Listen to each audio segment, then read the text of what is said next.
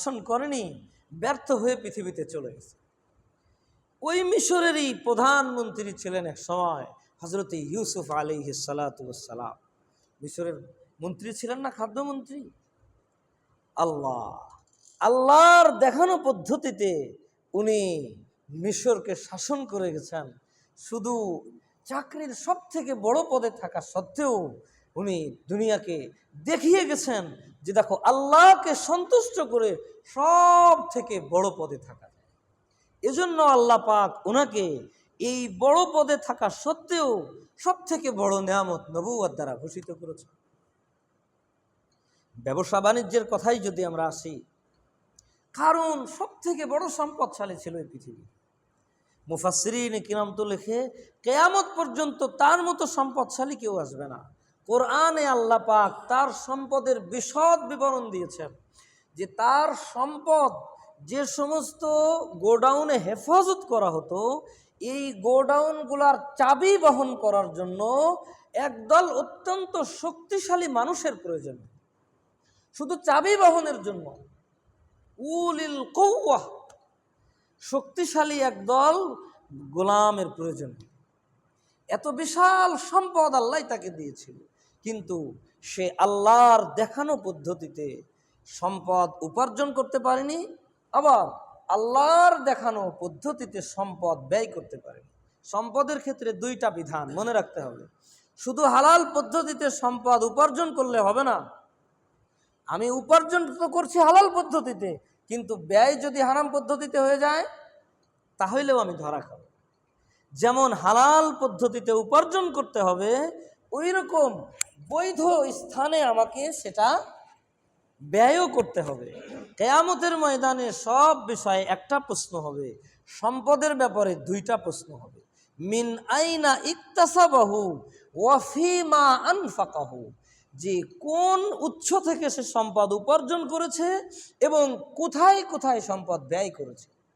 সুতরাং আমাকে শুধু হালাল পদ্ধতিতে উপার্জন করলেই হবে না, যে ওখানে একটা হারাম নাচ গানের আসর বসছে, আমি ৫,০০০ সেখানে ডোনেট করে দিলাম, এর ব্যাপারে আমি জিজ্ঞাসিত হব। আমাকে ব্যয়ও বৈধ পদ্ধতিতে করতে হবে। তো সে আল্লাহর দেখানো পদ্ধতিতে সম্পদ উপার্জনও করেনি, আল্লাহর মনোনীত রাস্তায় ব্যয়ও করেনি, ব্যর্থ নাকাম হয়ে দুনিয়া থেকে চলে গেছে। বিপরীত দিকে দেখুন, মদিনার মুহাজির সাহাবী যারা মক্কা থেকে হিজরত করে মদিনাতে গিয়েছিলেন, এনারা সবাই ব্যবসায়ী ছিলেন। মক্কাওয়ালাদের পেশাই ছিল ব্যবসা। হযরতে উসমান রাদিয়াল্লাহু আনহু কত বিশাল সম্পদের মালিক আমরা জানি। হযরতে আব্দুর রহমান ইবনে আউফ সম্ভবত সাহাবীদের মধ্যে সব থেকে ধনী ছিলেন। মক্কা থেকে যখন হিজরত করে মদিনায় গেছেন, একটা কড়িও তার কাছে নাই, সব কিছু তো এখানেই রেখে গেছেন। কিন্তু এরপরে যখন দুনিয়া থেকে বিদায় নিচ্ছেন, তো সাহাবীদের মধ্যে সব থেকে বেশি সম্পদশালী হয়ে বিদায় নিচ্ছেন। অথচ এই সাহাবীদ্বয় এত বিশাল সম্পদের মালিক হওয়া সত্ত্বেও দুনিয়াতেই জান্নাতের সুসংবাদ দিয়ে কবরে গেছে। এনারা দুজনই ওই টপ 10 সাহাবীদের অন্তর্ভুক্ত, ওই 10 জন সৌভাগ্যবান সাহাবীদের অন্তর্ভুক্ত, যাদেরকে রাসূলুল্লাহ এক মজলিসে বসে জান্নাতের সুসংবাদ দিয়েছিলেন। আবু বকর জান্নাতে যাবে, উমর জান্নাতি, উসমান জান্নাতি, আলী জান্নাতি, আব্দুর রহমান ইবনে আউফ জান্নাতি, তালহা জান্নাতি, জুবায়ের জান্নাতি, সাদ ইবনে আবি ওয়াক্কাস জান্নাতি, সাদ বিন জুবায়ের বিন সাদ জান্নাতি, যায়েদ বিন সাঈদ জান্নাতি। এই যে 10 জন সাহাবীর নাম রাসূলুল্লাহ এক মজলিসে বসে সুসংবাদ দিয়েছিলেন, এনাদের মধ্যে আব্দুর রহমান ইবনে আউফ ছিলেন, হযরতে উসমান রাদিয়াল্লাহু আনহু আছেন। তো তৎকালীন জামানায় সব থেকে বেশি সম্পদশালী হয়েও যদি জান্নাতের সুসংবাদ দুনিয়াতে পেতে পারেন, তাহলে কি সম্পদ আখিরাত অর্জনের পথে বাধা? বরং সহায়ক। আমি যদি আমার সম্পদ সঠিক পদ্ধতিতে উপার্জন করি এবং আল্লাহর মনোনীত রাস্তায় ব্যয় করি, তাহলে আমার এই সম্পদই আমার আখিরাত উপার্জনের পথে একটা বহুত বড় সহায়ক হবে। কওমে সামুদ, শোয়াইব, হজরত শোয়াইব আলাইহিস সালামের সম্প্রদায়, এরা ব্যবসায়ী ছিল। এদের কথা সূরা মুতাফফিফিনের মধ্যে আল্লাহ উল্লেখ করেছেন যে এরা ব্যবসা নবীর দেখানো পদ্ধতিতে করতো না। এরা যখন অন্যের থেকে মাল ক্রয় করত তো ওজনে বেশি নিত, আর যখন অন্যের কাছে বিক্রি করত তো ফাঁকি দিত। ওয়াইদা কালুহুম আও ওয়াজানুহুম ইউখসিরুন, ক্ষতি, মানুষকে ধোঁকা দিত, কম দিত। এদেরকে আল্লাহ আযাব দিয়ে দুনিয়া থেকে নিস্তনাবুদ করে দিয়েছেন। কিন্তু মদিনার মুহাজির সাহাবী শুধুমাত্র হযরত উসমান রাদিয়াল্লাহু আনহু আজও পর্যন্ত উনার সম্পদ এই পৃথিবীতে বিদ্যমান। বড় আশ্চর্য, বহু আগে 2011 সালে একটা প্রতিবেদন পড়েছিলাম, রাবেতায়ে আলমে ইসলামীর একটা পত্রিকা আছে, আরবি পত্রিকা, ওই পত্রিকায় যে আজও পর্যন্ত হযরত উসমান রাদিয়াল্লাহু আনহুর নামে বিদ্যুতের বিল আসে, গ্যাসের বিল আসে। মানে এর ছিল এর হেডলাইন।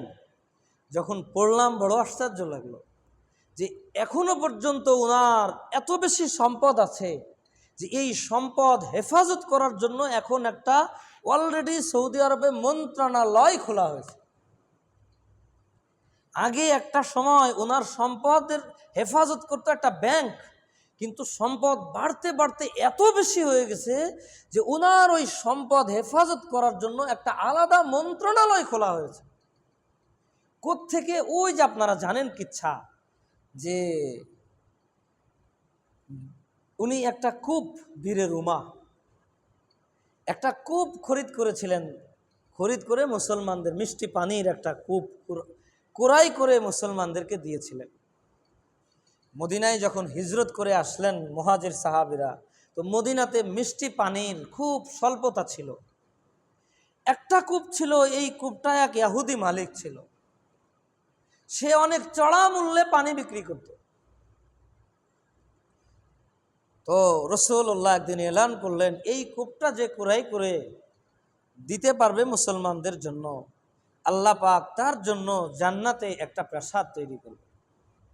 হযরতে উসমান রাদিয়াল্লাহু আনহু গোপনে উঠে গেছেন, ইহুদির কাছে গেছেন, যে কোনোভাবেই তাকে বুঝাতে পারছেন না, পটাতে পারছেন না, যেহেতু বিশাল ব্যবসা। হযরত উসমান তো ব্যবসায়ী, উনি তো ব্যবসা বোঝেন। উনি বলছেন, আচ্ছা এক কাজ করো, কূপ তোমাকে পরিপূর্ণ বিক্রি করতে হবে না, তুমি অর্ধেক মালিকানা আমাকে বিক্রি করে দাও, বাকি দাম পরিপূর্ণ নাও। একদিন তোমার কাছে থাকবে, একদিন আমার কাছে থাকবে।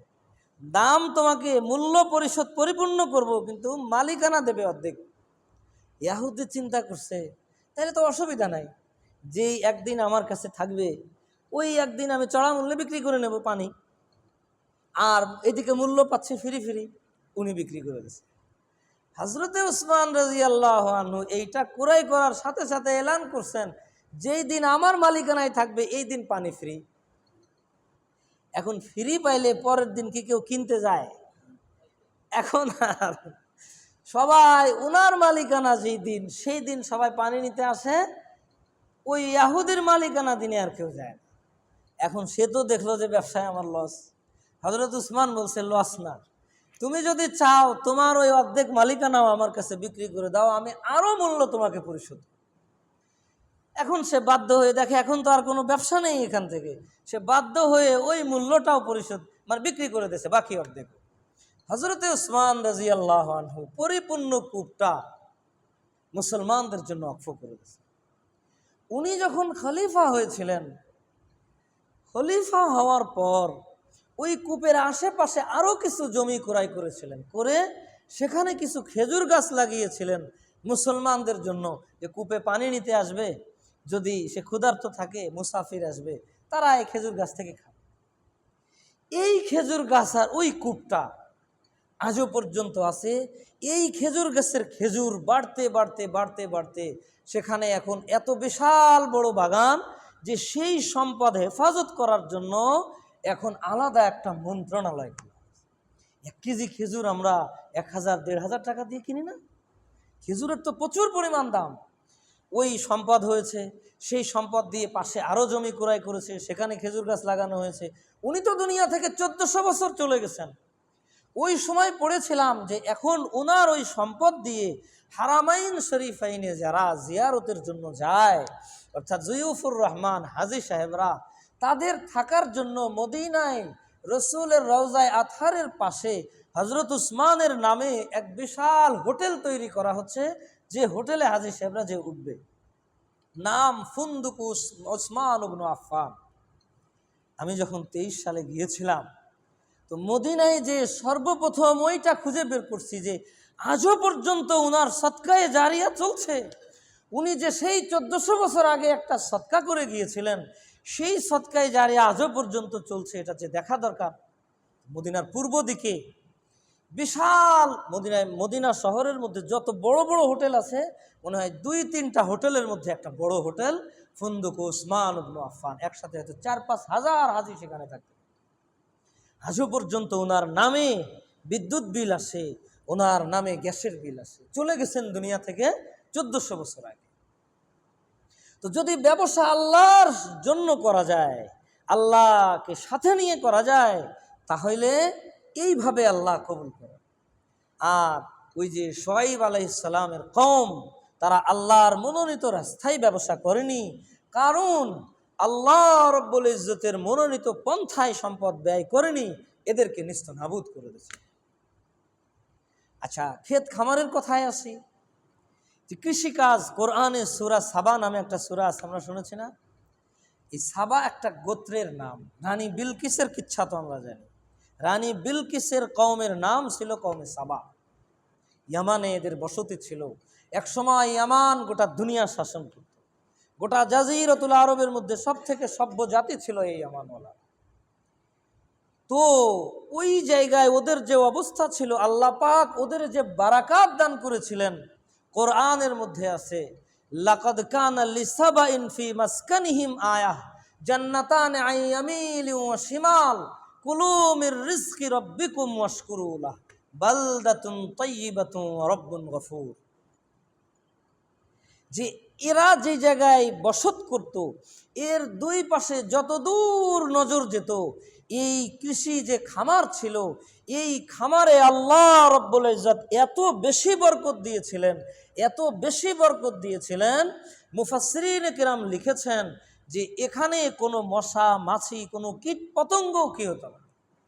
এবং মুফাসসিরিনে কিরাম লেখেন যে এত বেশি বরকত ছিল যে একটা বেদানা, আনার আছে না, আনার বেদানা, একটা বেদানা এত বড় হইতো যে এটা মাঝখান থেকে কেটে ওর ভেতর থেকে দানা বের করে যদি ওর ওই খোসাটা, সিল্কাটাকে ছাতা হিসেবে ব্যবহার করা হয়, তো একটা পরিবারের জন্য যথেষ্ট হয়ে যেত।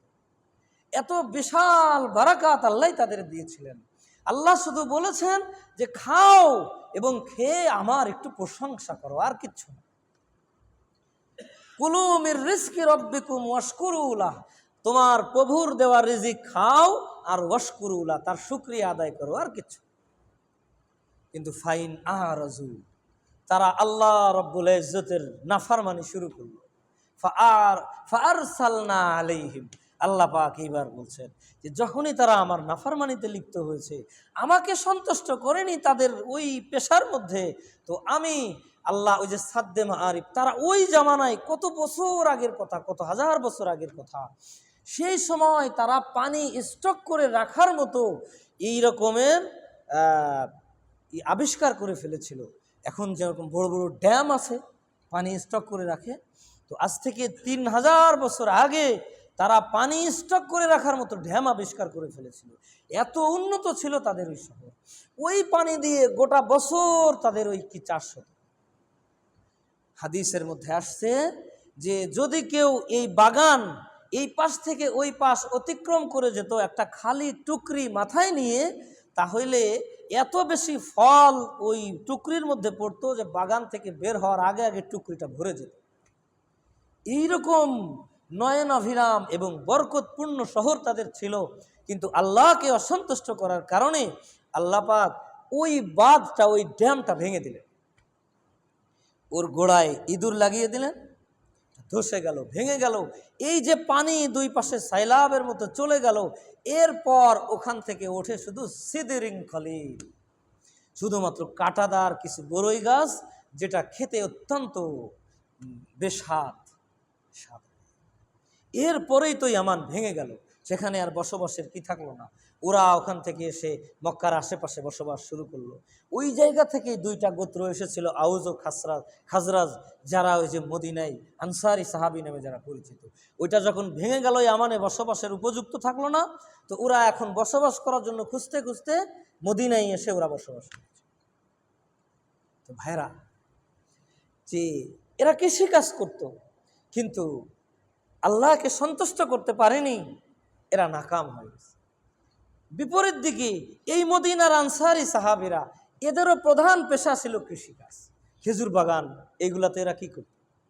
কিন্তু এরা এদের কৃষিকাজটা আল্লাহর সন্তুষ্টি অনুযায়ী করেছে। আজও পর্যন্ত, তারা তো চলে গেছে পৃথিবী থেকে 1400 বছর আগে, তো আজও পর্যন্ত গোটা দুনিয়ার মানুষ তাদের লাগানো গাছের খেজুর খায়, বড় বরকতের সাথে খায়।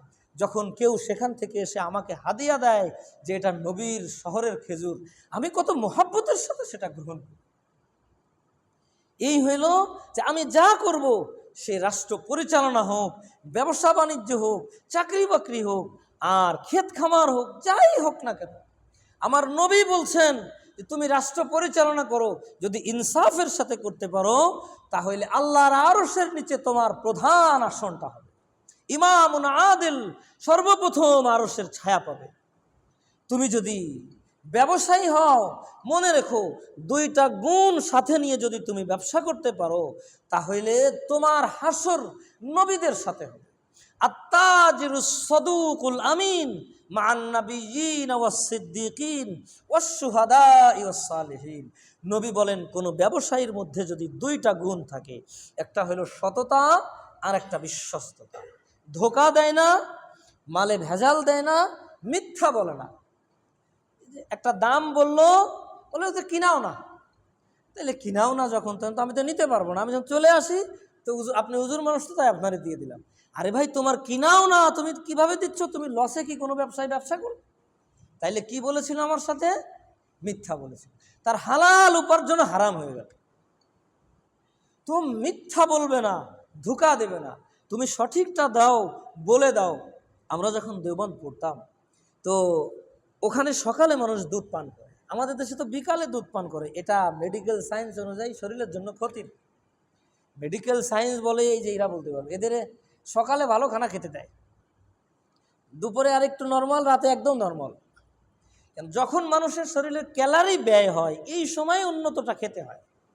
এই জন্য মেডিকেল সায়েন্স বলে যে সূর্য ঢলে যাওয়ার পরে খুব বেশি আমিষ জাতীয় জিনিস খাবেন। তো দুধ তো অত্যন্ত প্রোটিন, দুধের মধ্যে খাদ্য এবং পানীয় দোনোটা আছে। কোনো ব্যক্তি যেখানে বাচ্চা 2 বছর পর্যন্ত শুধু দুধ পান করে বাঁচে, আমরা তো শুধু পানি খাইলে বাঁচবো? শুধু খাদ্য খাইলে? খাদ্যও লাগবে, পানিও লাগবে। দুধ একমাত্র খাদ্য এই পৃথিবীর, যার মধ্যে খাদ্যের প্রয়োজনও পূরণ করে, আবার পানির প্রয়োজনও পূরণ করে। এজন্য একটা মানুষ এই পৃথিবীতে শুধু দুধ খেয়ে কি করতে পারে? এর নমুনা হলো বাচ্চা 2 বছর পর্যন্ত দুধ খেয়ে কাটিয়ে দেয়। তো দুধ এটা অত্যন্ত কি জিনিস? দামি জিনিস। তো কি বলতেছিলাম যেন, ওই মদিনার ব্যবসায়ীদের কথা বলতেছিলাম মনে। ও না, ব্যবসায়ী, যে ব্যবসায়ী যদি দুইটা গুণ নিজের মধ্যে রাখে, একটা হলো মিথ্যা বলবে না, আর একটা ধোঁকা দেবে না, তাহলে এই ব্যবসায়ীর হাসর নাসর জান্নাত নবীদের সাথে হবে, সিদ্দিকিন, সুহাদা, সালেহিনদের সাথে, শহীদদের সাথে, আবু বকর সিদ্দিকের সাথে এদের জান্নাত হবে। কোনো তাহাজ্জুদ গুজারের ব্যাপারে এই কথা রসুল বলেনি যে মানুষটা সারা জীবন তাহাজ্জুদ পড়বে সে নবীর সাথে হাসর করবে। যে মানুষটা সারা জীবন তেলাওয়াত করবে তার হাসর আবু বকর সিদ্দিকের সাথে হবে। কিন্তু একজন দুনিয়াদার ব্যবসায়ীর কথা বলছে যে যদি ব্যবসায়ী এই দুই কাজ করতে পারে তার হাসর নবীদের সাথে হবে।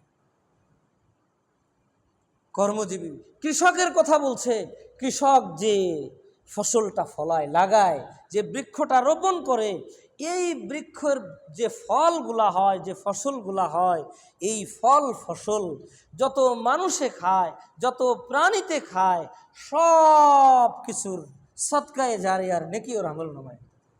রাসূলুল্লাহ বলেন, চোরে চুরি করে নিয়ে গেলেও এর সদকা ওর আমল নামায় লেখা।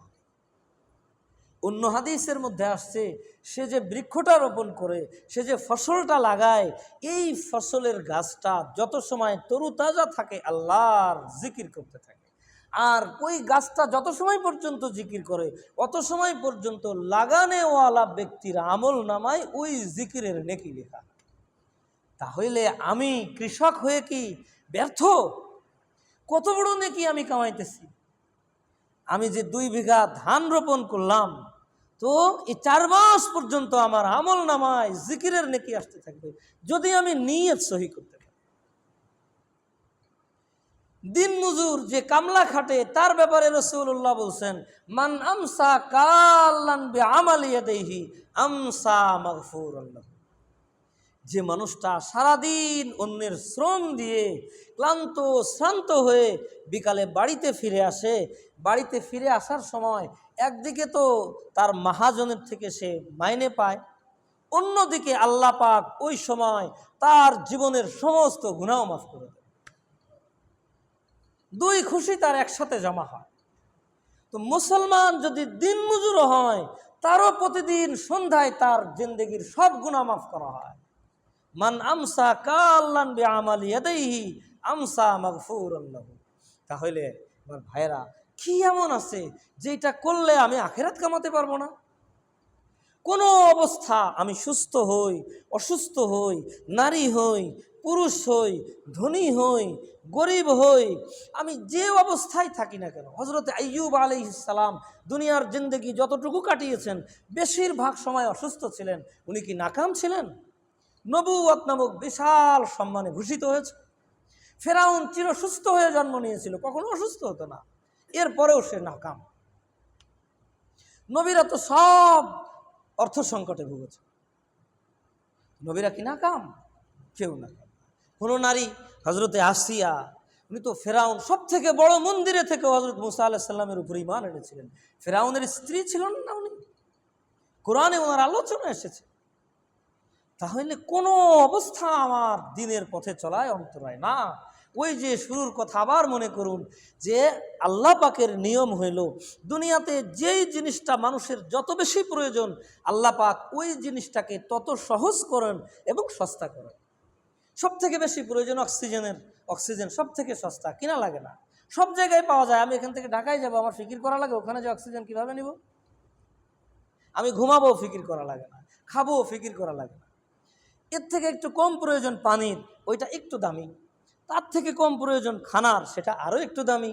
আস্তে আস্তে যেটার গোশ, মাছ, সোনা, রূপা, যেটার প্রয়োজন যত কম সেটা তত দামি, যেটার প্রয়োজন যত বেশি যেটা তত সস্তা, তত হাতের নাগালে পাওয়া যায়।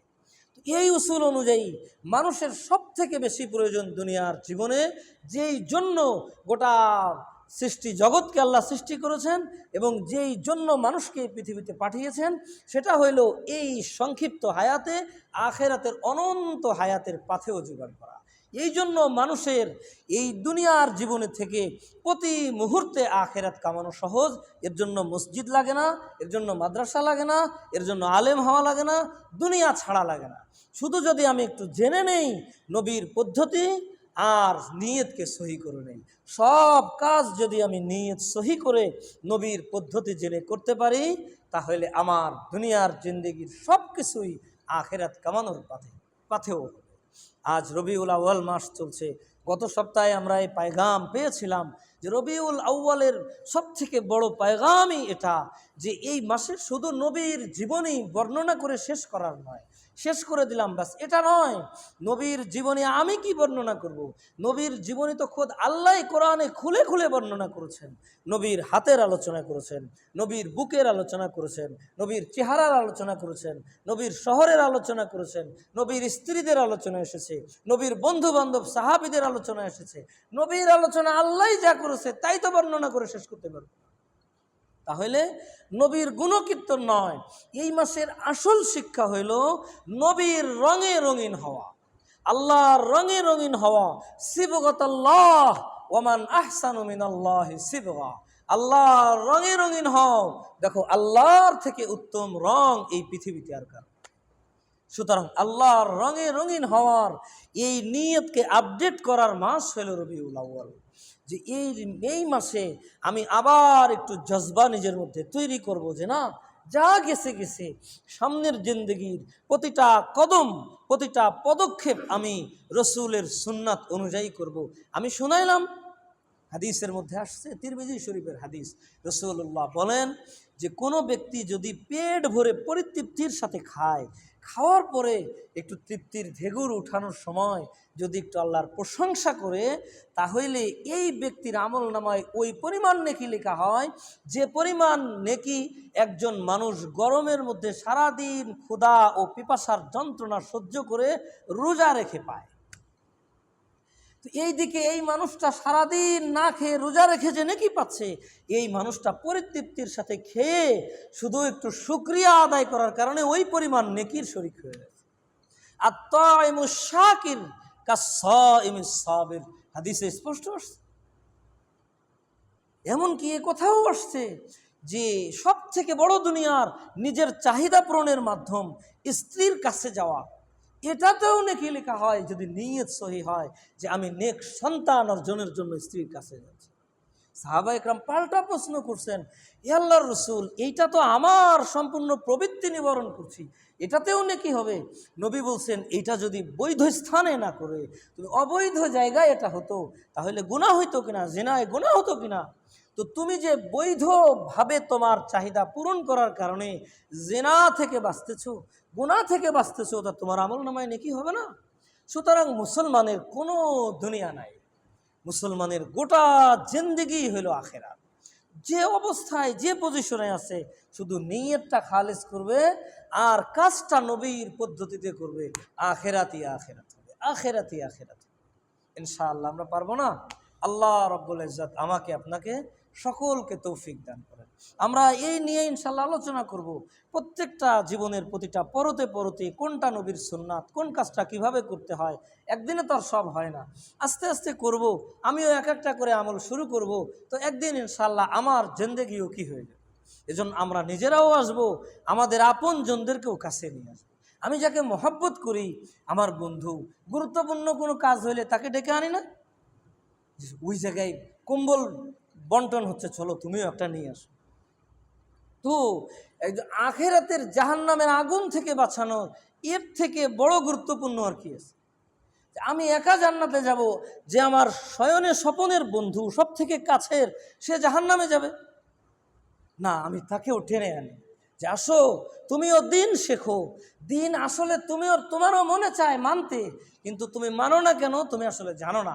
ওই যে আমি বলেছি না, যদি কোনো ব্যক্তি অজুর শুরুতে শুধু বিসমিল্লাহ বলে অজুটা শুরু করে, তাহলে যত সময় অজু থাকে অত সময় তার আমল নামায় বিশাল একদল ফেরেশতা নেকি লিখতে থাকে। তো এই কাজটা আমরা তো দৈনিক অজু করি, এই আমলটা যদি জানতাম তাহলে আমরা করে আসতাম না। এতটুকু বিসমিল্লাহ বলতে তো পয়সা খরচ হয় না, শুধু একটু জানি না তাই কতদিনের আমল। অজু করে আসলাম, নামাজ পড়লাম, 5 মিনিটে শেষ হয়ে গেল নাকি, কিন্তু আমার অজু তো 5 ঘন্টা থাকে, তো আমার 5 ঘন্টা নাকি লেখা হবে শুধু যদি বিসমিল্লাহ বলে নিয়ত সহি করে অজু করি। জানি না বিধায় আমল করিনি, জিন্দেগি সেই ছোটোবেলা থেকে অজু করে আসছি, না জানার কারণে আমল নেই। তাহলে দিনই মজলিসে কেন আসতে হবে? সহি দিন যেন আমি জানি, আমার মধ্যে তো মানার স্পিরিট আছে, আগ্রহ আছে, স্পৃহা আছে, কিন্তু জানতেও তো আমাকে হবে। এই জানার জন্য আমিও আসব, আমার আপনজনদেরকেও নিয়ে আসব। যেখানেই এরকম দিনই মজলিস হবে সেখানেই শরিক হব। জাল ফেলে রাখি, কোন জালে যে মাছ হবে এটা তো আমরা বুঝি না। তো নেকির সব কাজে জাল ফেলে রাখার মতো ধরা, এটাও করা, ওটাও করা, ওটাও করা, কিয়ামতে আখেরাতে আল্লাহ কোনটাই যে আমারে মাফ করবে না তো আমি ছাড়া আর কেউ জানে, আল্লাহ ছাড়া আর কেউ জানে না।